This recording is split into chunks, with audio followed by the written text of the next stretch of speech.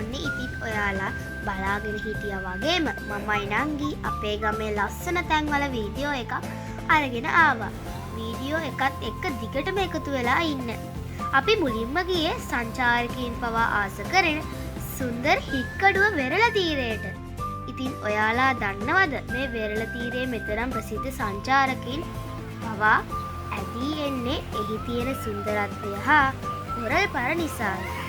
මං ඔයාලටත් ආරාධනා කරනවා නිවාඩුවක් ලැබුණු ගමන් මේ සුන්දර වෙරළ තීරයේ අත්දැකීම් ටිකක් විඳගන්න ඉක්මනට ඇවිල්ලා යන්න එන්න කියලා.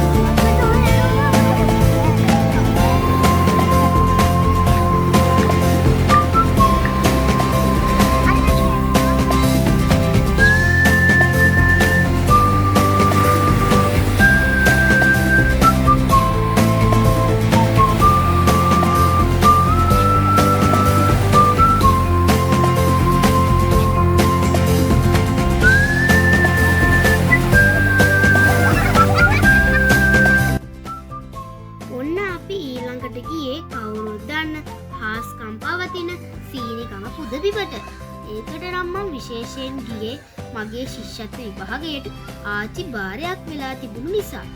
ඒක ඔප්පු කරන්න. ඉතින් මං ඔයාලවත් එකතු කරගන්න ඕන නිසා ඒකේ තියෙන ලස්සන තැන් ටිකක් අරගෙන ආවා. මේ හික්කඩුව ප්‍රදේශයේ ගොඩක් ජීවත් වෙන්නේ ජීවන ජනතාව. එයාලා නම් මේ පුදබිමට විශේෂ තැනක්. එයාලා දීවර රැකියාවට යන්න කලින් අනිවාර්යයෙන්ම මේ පුදබිමට බාර වෙලා යන්න පුරුදු වෙලා ඉන්නවා.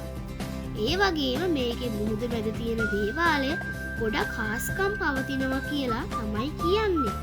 ඉතින් ඔයාලටත් නිවාඩුවට හික්කඩුවට ආවොත් මේ පුදබිම වැඳලා යන්න අමතක කරන්න එපා කියලා මම මතක් කරනවා.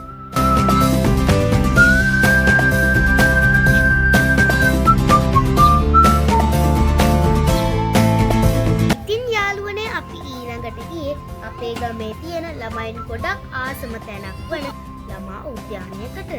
එදා නම් මම මගේ නංගිලා තුන්දෙනා එක්ක ගොඩක් විනෝද වුණා. පාසල් නිවාඩු කාලේ හින්දා අපි වගේ චූටි ළමයි ගොඩක් සතුටින් සෙල්ලම් කළා. එදා නම් අපට කාලය යනවා දැනුනේම නැහැ. ඔයාලත් පාසල් නිවාඩුවට මේ වගේ විනෝදෙන් පරිස්සමෙන් ඉන්න මගේ යාළුවනේ. ඉතින් ඔයාලට ගේන්න අපේ ගමේ තව ලස්සන තැන් ගොඩක් තිබුණා. මේ දවස්වල හයියෙන් වහින නිසායි මේ ටික විතර අරගෙන ආවේ. පුළුවන් වුණ ගමන් තව ලස්සන තැන් අරන් එන්නම් යාළුවනේ.